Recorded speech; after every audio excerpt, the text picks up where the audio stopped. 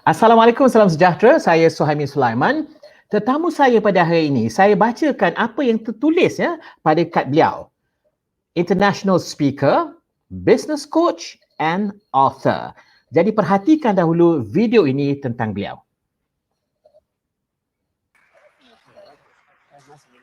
Is that a JT Fox tie? Yes. Yeah, no, that's a charity tie. Yes. And what it is fingerprints For charity. Yeah, for charity. Wow, And, that's great. So it's an original, and I like his name. It's Andy Lala. Yeah, I was gonna say his name's cool. I like Yeah, it. Andy Lala. But I love that. about Andy you. Lala. I love that whatever you do, you put a service on it. You know, a social entrepreneur. You're not just doing the business. You're doing the business for some other business and helping other people. I think that's very important. So obviously, Andy Lala is very famous in Malaysia, and the fact that he's here from Malaysia in America, it's fantastic being on this panel with this great people. So, why did you're a celebrity in Malaysia. Why now I'm going to become a coach? People know you. Why now revert to coaching? Well, I used to had a debt to the tune of $1.3 million. And I only Is had that dollars or ringgit?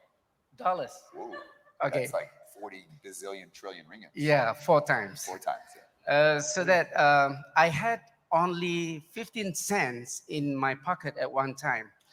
With the help from my business coach, I managed to settle my debt within a year. So that now I became a business coach because I want to impact others like my coach impacted me. Because for me, now I'm not rich, but I have no debt. Okay, so That's right. and I believe it is not about how much you get; it's about how many people you can help. Right. And you have no debt. That's Yeah. awesome. Yeah, thank you very much. Yeah, welcome. Congrats. Okey, itu dia hadirin yang dihormati sekalian, yang berbahagia, Dato' Amir Amzah bin Saleh, lebih dikenali sebagai Andy Lala. Dato', ini satu lompatan atau lonjakan yang luar biasa. Mula sebagai penghibur, kemudian hari ini business coach dan juga buat syarahan di pentas antarabangsa. Apa yang bermain dalam fikiran Dato' masa mula mengorak langkah ni? Perkara pertama yang saya fikir adalah pesan daripada arwah mak saya. Dalam hidup kita ni bukan tentang kita seorang, dia tentang bagaimana kita boleh beri manfaat pada orang lain. Lagi ramai orang dapat manfaat daripada apa yang kita buat, lagi baik. Jadi bila saya pergi, perkara pertama bila saya pergi ke Los Angeles di depan 2,500 orang millionaires, billionaires, celebrities from 71 countries. Perkara pertama saya fikir adalah saya sekarang pergi sebagai duta kecil Malaysia nak pamerkan di dunia bahawa orang Malaysia tidak kurang sedikit pun dengan lain-lain bangsa di dunia. Jadi saya mewakili rakyat Malaysia di pentas antarabangsa dalam dunia coaching ataupun sebagai business coach, international speaker dan author. Jadi Dato', saya dapat tahu Dato' ni belanja apa, kalau tak salah saya 214,000 nak pergi ke Amerika saja. Ini saya nak tanya, kalau Dato' nak kongsi, tak nak kongsi tak apa. Kadang-kadang keluarga kita itu adalah kita punya sokongan yang paling dekat. Your biggest support is your family. Jadi bila Dato' kata saya nak pergi Amerika, 214,000 ni saya nak gunakan nak pergi belajar, adakah keluarga menyokong atau adakah keluarga menentang? Saya gunakan perkataan bukan menentang, mereka totally tak bersetuju. Dia tak bersetuju. Jadi bila tak bersetuju, saya kena buat keputusan sebab saya nampak apa yang dia orang tak nampak. Saya bagi analogi yang mudah. Kenapa isteri atau keluarga saya kena ikut apa cakap saya? Saya bagi analogi yang mudah. Ibarat mak naik eskalator, anak dia dekat bawah. Anak dia rendah, mak dia tinggi. Jadi mak dia nampak dekat atas sana ada gedung jual baby doll. Anak dia tak nampak. Mak dia kata, mari kita naik atas. Dekat sana ada banyak baby doll. Tak nampak pun pada ketinggian anak tu, dia tak nampak. Dia nampak bata je.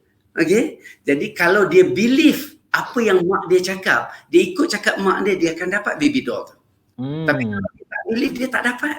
Jadi antara saya sebagai ketua keluarga dengan orang di bawah bimbingan saya, kalau dia believe pada saya, dia trust pada saya, dia akan dapat benefit dia. Jadi itu sebab saya buat keputusan. Okey, Datuk pergi JT Fox ni memang terkenal. Kalau siapa yang tengah tengok rancangan ni, Google aja JT Fox. Semua dekat dalam Google. Apa sebenarnya yang betul-betul Datuk mahu pelajari sebelum pergi ke sana, dan apa yang benar-benar dapat? Sebab kalau nanti kawan saya Hakim akan kongsikan yang pergi kat sana tu orang hebat-hebat. Ada saya nampak Arnold Schwarzenegger, ada Mel Gibson, kemudian Sylvester Stallone dan sebagainya ya.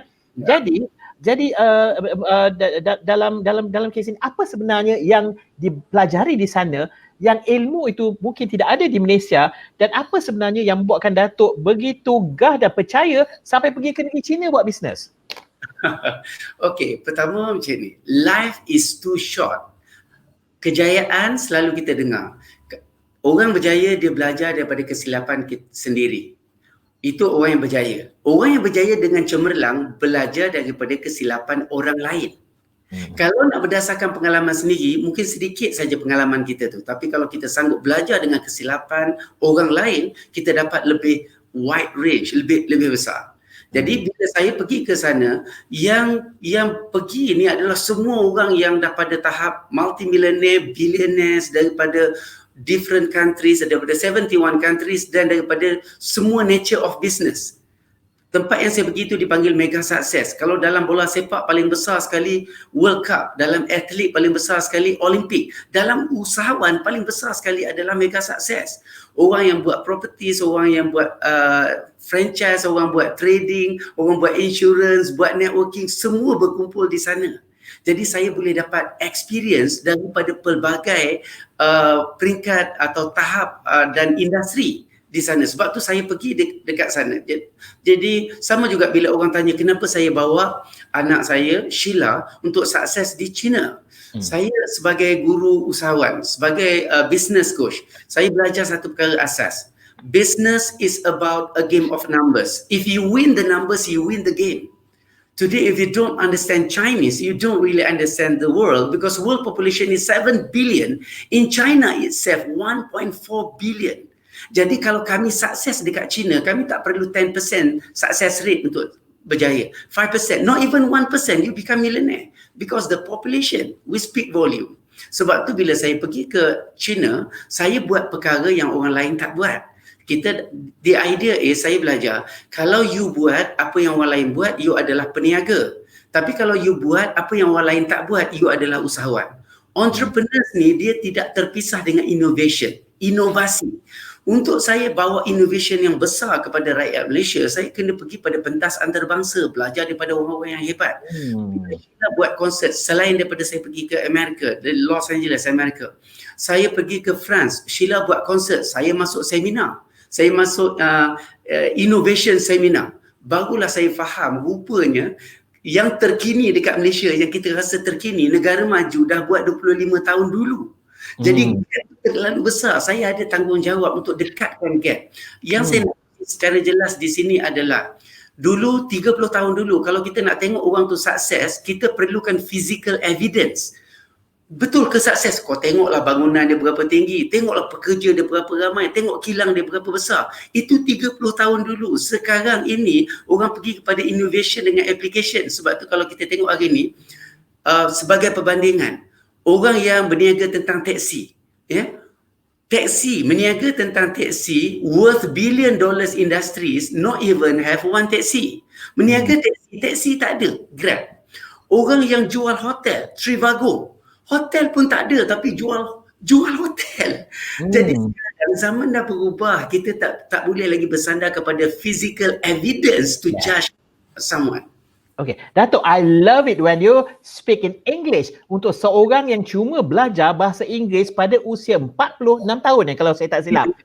And you spoke English on the world stage with an American accent. Okay, ini adalah satu menunjukkan bila kita betul-betul nak satu ilmu tu, kita akan berjaya, ya. Tapi soalan saya berbunyi begini, Datuk. Apabila kita nak mula sebagai business coach contohnya, ya, cabaran yang paling hebat sekali adalah dari segi credibility dan juga legitimacy kita untuk menjadi seorang business coach. Saya bagi contoh, ya. Macam saya tidak berapa susah. Saya dulu wartawan, kemudian saya masuk dalam bidang consultancy dan juga training. Jadi saya buat crisis communications. Jadi tak berapa susah sebab apabila dalam krisis orang akan berjumpa media. Jadi saya datang dari media. Jadi tak berapa jauh dari situ, ya. Tapi macam Datuk, apabila Datuk masuk ke dalam business coach ni, apakah cabaran yang paling hebat? Kerana kadang-kadang orang kata, what's your track record? What have you learned? Jadi macam mana Datuk, sebab bila saya tengok video-video Datuk, ada Datuk bagi kepada orang yang dah sedia untuk besar. Was it Telekom ke apa? Was it Telekom, ya? Selesai. Yang ini adalah syarikat-syarikat besar dan memberi kepercayaan kepada Datuk untuk buat ni. So what was the first experience masa mula-mula nak buat tu? Macam mana nak bagi legit kepada kita? Yeah, because the idea is kita dekat Malaysia, some of government agencies especially, they prefer people who've got a PhD, master degree and so on. Saya ni drop out, saya ni cuma SRP je, SPM tak pas, bahasa Inggeris tak faham. Jadi to position myself as a business coach is not easy. But the idea is, kalau kita nak berjaya, success rate berjaya ni 95% ditentukan oleh internal factor. Internal factor ni maksudnya kita lawan diri kita. Yang boleh menghalang kejayaan kita ni external factor cuma 5%. Tentang apa orang kata, orang nak letak pasir dalam periuk nasi kita, itu tentang orang lain. Nak berjaya, kita boleh berjaya dengan syarat we believe in ourselves. Sebab tu bila saya mula nak cakap orang putih ni, saya pakai dictionary, saya terus terang lah saya kata, like I told you, I learn English by myself at the age of 46 by watching movies. You are good. So Alhamdulillah, dengan izin Allah, saya berjaya. Dengan doa daripada rakan-rakan, daripada family, kita boleh berjaya. Yang paling penting sekali adalah kita kena jelas apa yang kita nak. Apa yang kita nak buat tu kena crystal clear in our mind. Sebab apa? The idea is, semua perkara yang baik hanya jadi baik bila bermula dengan niat yang baik, diterjemahkan dalam bentuk tindakan. Ramai juga orang ada niat yang baik, tapi dia tak terjemah dalam bentuk tindakan. Okay? Bruce Lee kata, knowing is not enough. You must apply. Jadi kita kena buat. Sebab tu saya pun tempuh juga try and error. Orang betulkan saya punya English yang berterabur ni. Kadang budak-budak kecil je betulkan saya. I don't mind. I willing to learn. Okay? So, yang penting, bila kita belajar, kita tak kisah datang daripada siapa. Orang tegur kita sebab dia care about us. Yang penting matlamat kita apa? Kita nak berbakti. Dalam hidup kita, kalaupun kita tak dapat nak berjasa, ya, tak dapat nak buat jasa, sekurang-kurangnya kita kenang budi, betul? Kenang budi dan jasa. Jadi saya nak bagi balik pada society. Saya dengan Sheila popular dekat Malaysia, established dekat Malaysia. Okey, kenapa? Kerana sokongan daripada peminat. Bangsa saya jatuh susah dalam perniagaan saya sampai ada hutang berjuta-juta. Saya bangkit balik dan berjaya. Saya minta pada Allah, ya Allah, Tuhanku, tunjukkan jalan bagaimana saya boleh berjaya selesaikan semua hutang saya. Apa yang berlaku pada saya dan family? Allah bagi kami rezeki lebih daripada apa yang kami perlukan. Di dalam rezeki saya tu mesti ada hak orang lain. Untuk pulangkan hak orang lain itulah maka saya willing to spend few 100,000 menuntut ilmu untuk time to give back pada society. Saya nak berbakti pada society, pada masyarakat Malaysia yang banyak tolong kita. Ya, Datuk, saya perhatikan okey, untuk penonton, kenapa saya sangat menghormati Datuk Andy Lala ni ialah kerana bilik saya semasa saya menjadi konsultan di Bernama, bilik saya kecil dekat tingkat 15 tu, Datuk akan lalu pagi-pagi, dia akan duduk dan berborak dengan saya. Salah satu benda yang Datuk cakap yang saya ingat sampai hari ni adalah semasa Datuk dengan Sheila pergi di negeri China, Datuk bukan pergi untuk mengiring semata-mata, Datuk belajar apa yang digemari oleh penonton Cina. Kalau kita jadi pengadil, apa kealunan lagu dan dalam adat budaya dia, macam mana dia dapat apresiasi lagu dan apa yang dia. Jadi itu ialah the art of positioning of a leader, tapi dalam kes ni Ella Sheila sebagai seorang penghibur, apa differentiation dia, apa unique selling proposition dia, semua lengkap dalam tu Datuk. Jadi mungkin Datuk boleh kongsi apa sebenarnya ya dilihat dari kacamata Datuk, sebab Datuk melihat sesuatu itu dari business angle yang sungguh lengkap. Okey, apa yang saya buat sebenarnya, orang menyedari saya pergi China 2012. Tapi saya sebenarnya buat homework untuk penetrate China market. Saya prepare 4 tahun. Okey, 4 tahun sebelum pergi sana. Sebab bila saya belajar dalam dunia usahawan sebagai business coach, saya found out ramai orang gunakan taktik dan teknik iaitu banyak invest knowledge atau practicalkan A&P, banyak fokus kepada marketing dengan promotion. Okey, jadi kalau saya nak gunakan method yang sama, conventional approach akan berhabis duit dekat marketing dengan promotion. Okey, jadi saya tak nak pergi conventional approach, saya nak pergi the highest level, kita panggil super 5. Level super 5 ni adalah macam ni. Orang ingat saya bawa Sheila ke China untuk jadi penyanyi. Memang dia penyanyi. Okey, tapi I created Sheila Amzah as an international branding. I'm talking about branding. Jadi bila nak talking about branding ni, saya ambil masa 4 tahun untuk study culture China. Bila you nak berniaga di negara China, first thing kena belajar adalah culture. Bukan China saja, saya belajar sejarah. Mana-mana negara nak tawan negara lain, dia akan serang culture dulu. Dia kena understand culture dulu. Jadi bila saya buat study dalam 4 tahun, apa music yang paling popular di China, apa yang paling digemari, apa kelebihan, apa kekurangan. Kalau dekat Malaysia kita belajar tentang SWOT analysis, okey, saya convert dalam bentuk music, saya study strength and weakness negara China dan penyanyi-penyanyi dia. Jadi kita ambil balik kekuatan yang kita ada untuk develop our own brand. Why saya cipta Sheila Amzah sebagai brand? Kerana brand cannot be replaced. Let's say you pergi dekat China, penyanyi dekat China katalah yang top dekat sana, klien nak Fish Leong. Tak dapat Fish Leong, dia boleh tukar Penny Tai. Tak dapat Penny Tai, boleh tukar Na Ying. Tapi kalau dia orang klien nak Sheila Amzah, tak boleh nak ditukar dengan orang lain. Sebab apa? Kita create as a brand. So, paling penting adalah bila kita berniaga apa-apa saja produk, brand yourself. Associate yourself with successful people ataupun success brand. Ini adalah cara terpantas untuk you position yourself. Macam saya create daripada zero. Sebab itu bila saya pergi China, saya tak spend so much money macam orang lain to penetrate China market. Di China, walaupun you banyak duit, belum tentu you boleh masuk. Belum tentu you boleh survive dekat sana.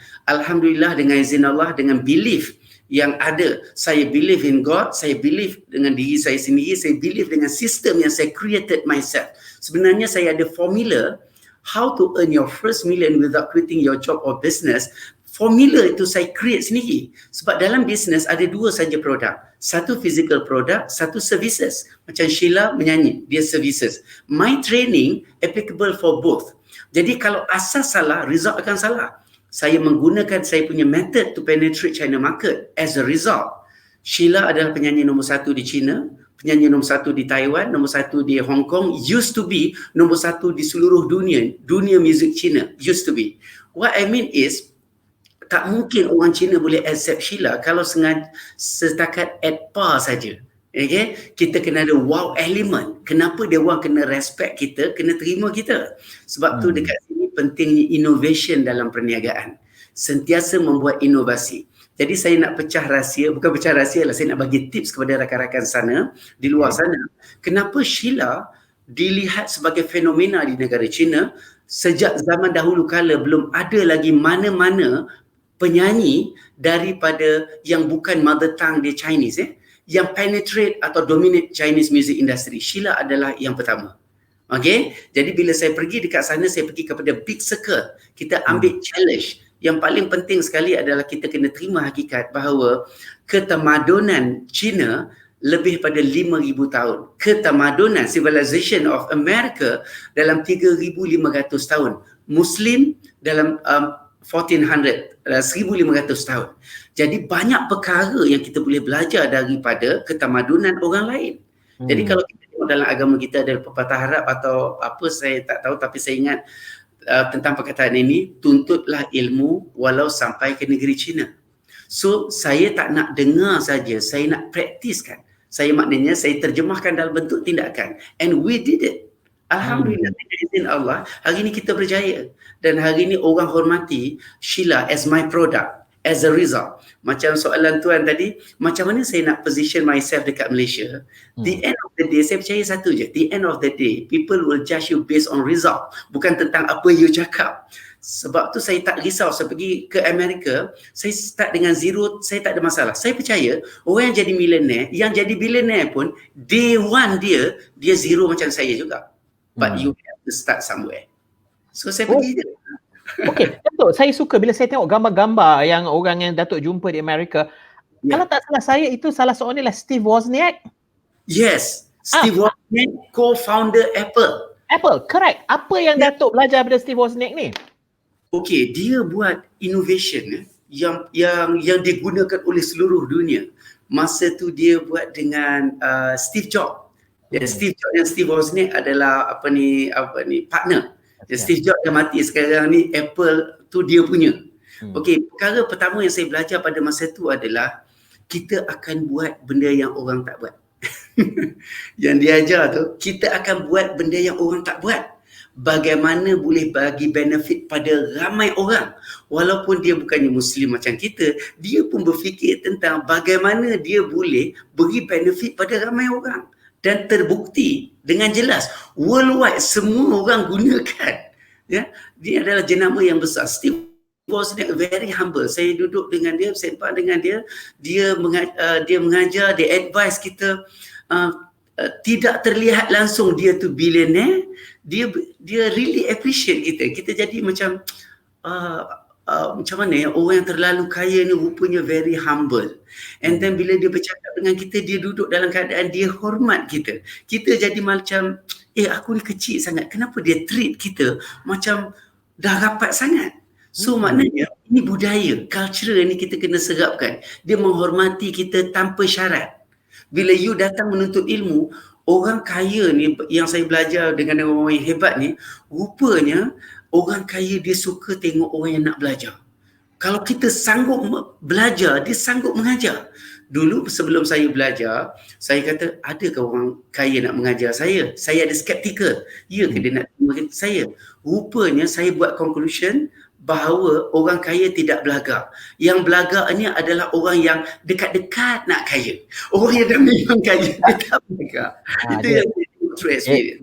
Dia pseudo kaya. Okey, Datuk, soalan terakhir saya, tapi selepas tu saya nak mainkan video Datuk dengan JT Fox tu ya. Tapi sebelum tu saya nak tanya satu soalan ni. Sekarang ni dalam industri mana yang Datuk bantu dalam business coaching di Malaysia ni, dan apa kemahuan mereka sebenarnya yang memerlukan kepakaran Datuk untuk membantu?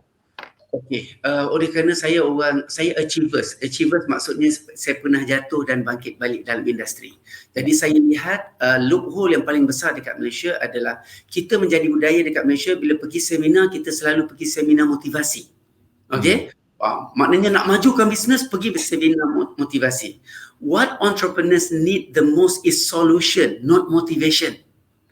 Okey, kalau motivasi ni bagus selepas ada solution. Bukan saya kata motivation tak bagus, tapi yang lebih diperlukan adalah solution. Jadi saya punya training 100% provide solution. Saya ajar tentang what and how. Motivasi ni you boleh bersemangat dalam mungkin 2-3 hari atau seminggu dengan semangat itu, tetapi motivasi tidak menaikkan sales. Yang menaikkan sales adalah solution. Jadi yang saya offer kepada masyarakat Malaysia, khususnya orang yang berniaga, saya pergi kepada solution. Ramai orang tak tahu tentang income platform. First income, second income, third income for example. Kalau kita punya income platform salah, result akan salah. First income, second income, third income macam ni. First income buat kerja sekali, untung sekali. Okay, why the rich getting richer? They create the system and that system work for you. They do the job once, they get income again and again and again. Jadi tugas saya nak ajar entrepreneurs kita macam mana nak upgrade daripada first income kepada second income kepada third income. Sebab apa? Siapa yang bekerja atau berniaga dah 10, 20 atau 30 tahun, dia rasa stagnan, tak boleh naik, saya terus dapat jawapan. Jawapannya adalah kerana dia work in their business. Kalau you expand your business, don't work in your business, work on your business. In order for you to work on your business, you must move daripada first income, upgrade jadi second income. Barulah you expand your business. Ini di antara servis yang saya akan bagi. Okay, baik. Terima kasih banyak Datuk Andy Lala. I've only respect for you. I'm so impressed. And I love your English today. Jadi terima kasih banyak. Jadi sebelum kita berpisah pada penonton, kalau nak bagi maklum balas boleh hantar email kepada saya Suhaimis SUHAIMIS itu dia @bernama.com dan kita lengkapkan ataupun kita akhiri program kita dengan ada satu video menarik. Saya rasa kat Phuket dah Datuk. Ni dengan JT Fox. Rumah JT Fox ya. Rumah JT Fox. Okey. Kita main kita mainkan video tu. Terima kasih banyak Datuk. Kita jumpa lagi. Okey.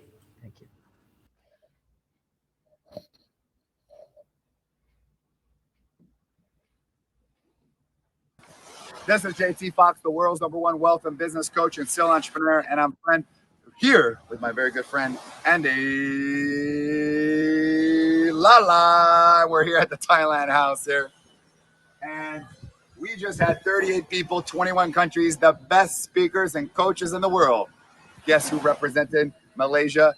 This man. In the last 3 days, every coach said, here's what worked, here's what doesn't work, here's what we're doing with our clients. He's a man who went from 15 cents to $1 million. He's the one who is a millionaire maker. Andy Lala, he's the real deal. If you want to grow your business, you want to start your business, you want to get involved in the entrepreneurism, you can't afford. This guy went from nothing, and he's all over the world. He's been to America, has been on stage. People reach out to him. One of the few Malaysian to ever go on stage with Wahlberg and John Travolta and Mel Gibson and Hugh Hilton from the Hilton family, the biggest names in the world, okay? This guy was on the stage representing Malaysia. Very few people have been able to do it. Andy Lala did it, and he's now going to show you how you can do it. I'm telling you, want to be successful? I got 2 words, Andy Lala. Contact him, buy his book, buy his course, buy his coaching, because he blew everybody away, and he's been an amazing friend of mine, and I know he's going to do the same for you. This is